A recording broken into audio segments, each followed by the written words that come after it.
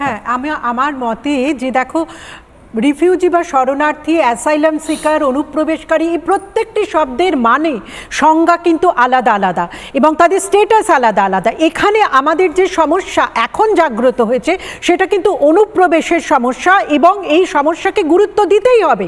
এটা আমরা প্রত্যেকেই জানি, এটা কোনো রাজনৈতিক স্ট্যান্ড পয়েন্ট থেকে মারামারির জায়গা নয়, কিন্তু এটা যে পশ্চিমবঙ্গের কাছে বড় চাপ, ভয়ঙ্কর একটা চাপ এবং সত্যিই আমাদের জনবিন্যাস বদলে যাচ্ছে, বিশেষত বর্ডার স্টেটগুলো যেগুলো আমরা প্রত্যক্ষ করছি সেখানে এটা তো ঘটনা। কিন্তু অনুপ্রবেশ বছরের পর বছর ঘটলেও সরকার যখন তাদের ভোটাধিকার দিয়ে দেয়, কোনো রকম মান্যতা ছাড়াই যখন তাদের ভোটাধিকার দিয়ে দেয়, তারা কাগজপত্র পেয়ে যায়। আমরা প্রত্যেকে জানি গত কয়েক বছর ধরে কোন নেক্সাসে 6,000 টাকায় 5,000 টাকায় তারা ভোটাধিকার পেয়ে গেছে এবং কাগজপত্র তৈরি হয়ে গেছে তার। এটা কিন্তু কোনো দেশের ক্ষেত্রে হয় না।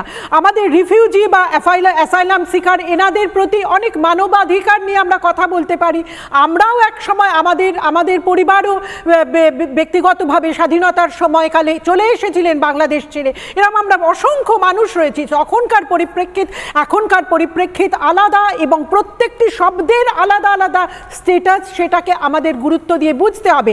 আজকের পশ্চিমবঙ্গে যে জনবিন্যাস বদলে গেছে এটা ঘটনা, এবং সেই সঙ্গে আমি বলবো যে বিজেপি যে এত মতুয়াদের ভোটাধিকারের জন্য লড়াই করেছেন বা কথা বলেছেন, তারা মতুয়াদের এতকালের ভোটাধিকার নিয়ে এখন কি ভাবছেন সেটা তো বহু কালের দাবি, সেটা তো তাদের দেখতে হবে।